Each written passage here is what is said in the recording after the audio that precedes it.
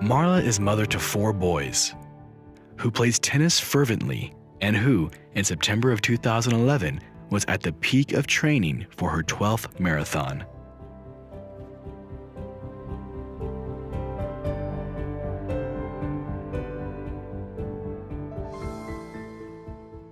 It was a long weekend because it was the peak of her training for the marathon. So I believe she ran, an 18-mile on Saturday and a 19-mile on Sunday. And then we were playing in a tennis tournament. She was running in the morning, and then we're out in the hot day in the afternoon. So it was, for her, a very, very long day full of activities. We got back from the tennis tournament, and, typically late afternoon, we're busy feeding the kids, getting everybody ready for bed. Again, I am a tennis fanatic, and the U.S. Open happened to be on TV, so I was anxious to watch all the matches. Carrie and I started watching TV together, like after we got the kids down to bed. We were watching one of the matches, and Carrie decided that he wanted to go to sleep. He didn't want to watch the end of it. And he snores, so I went upstairs to our guest room so that I could continue watching the match that was on. I'm not a very sound sleeper, so a TV on for me is not very good. So she said, well, I'll go up to the 3rd floor, watch TV, so you can fall asleep. So about 9:15 or something, I think she went up to our 3rd floor bedroom to watch TV, and I went to bed. And at this stage, I have no memory. I have no memory of even the weekend. Not sure if I even turned the TV off. Don't remember any of this, but at some point I woke up and I must have been feeling clammy or sweaty or lightheaded, but for whatever reason, I went into our bathroom, our guest bathroom on the 3rd floor, and was turning on either the bathtub or the shower. I think about 1 o'clock, 1:30 in the morning, I kind of came out of a deep fog, and there was some kind of noise. I couldn't quite figure out what it was. Just remember kind of falling back into a sleep, and then, maybe 30 seconds later, whatever came out, and like, okay, what is that? And I could hear the water running outside our bedroom, the pipes up to the 3rd floor. And so I was thinking, well, it's kind of late for someone to be taking a bath. Maybe I should go up and check on her. And I have no idea why I decided to go up and check on her, but I did. His first thought was, oh my gosh, she turned on the water and went down to the kitchen and left it running because it had been running for so long. And then I got out of bed and walked down the hall and up the 3rd floor stairs. And as I got into the room, she was not in bed, and I walked towards the bathroom. I could hear the bath running, and as I got closer to the bathroom door, I stepped into just puddles of water on the carpet. And so at that point, I'm like getting a little irritated. Like, you went and drew a bath, and you just left it. You went downstairs, got something to eat, forgot you drew a bath, and it's overflowed everywhere. So I walked through the doorway, looked down the doorway towards the bathtub, and all I could see was the water coming out of the spigot, into the tub, over the tub, and coming down the tile towards me. He didn't see me yet because I was on the bottom of the bathtub. Like, I wasn't hanging out of it. And when he stepped in and saw me, I was blue. I hadn't been breathing. I had been underwater for quite a while, and my heart had been stopped for a while.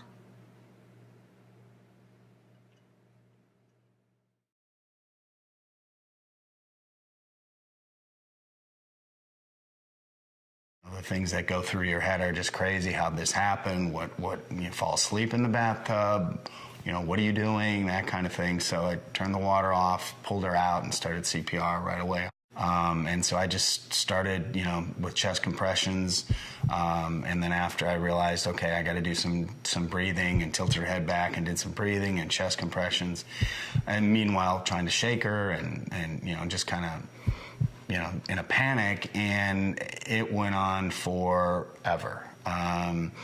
In reality, it was probably 2-3 minutes, but it was to the point where I was really tired. But I wasn't going to stop. And then probably 2 to 3 minutes into it, she gurgled up something and started to breathe with a real raspy, could tell water was in her lungs kind of breathing. And I turned her on her side, ran, got the phone, and called 911.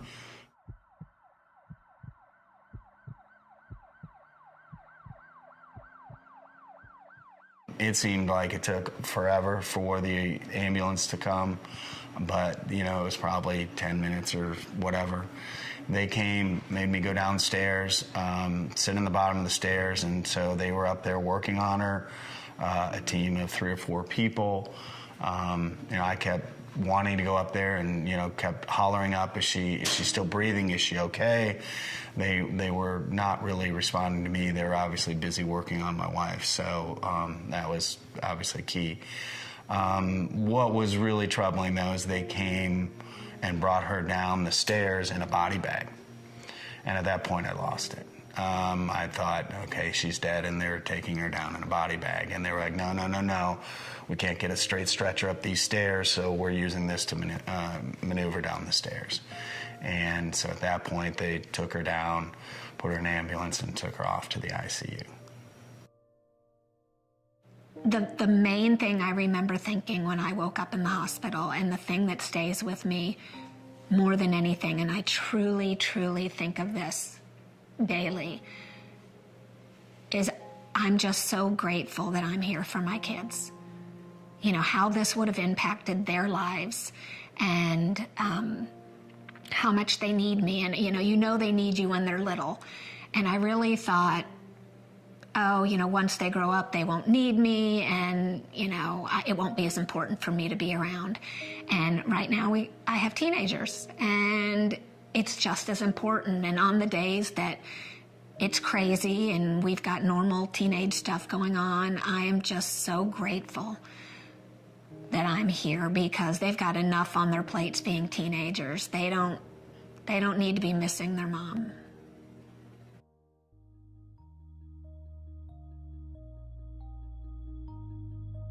When I had my accident, I was perfectly healthy. And it really came as a shock to my family and I, as to many other people, that this could happen. To this day, Marla's doctors don't know what caused her sudden cardiac arrest.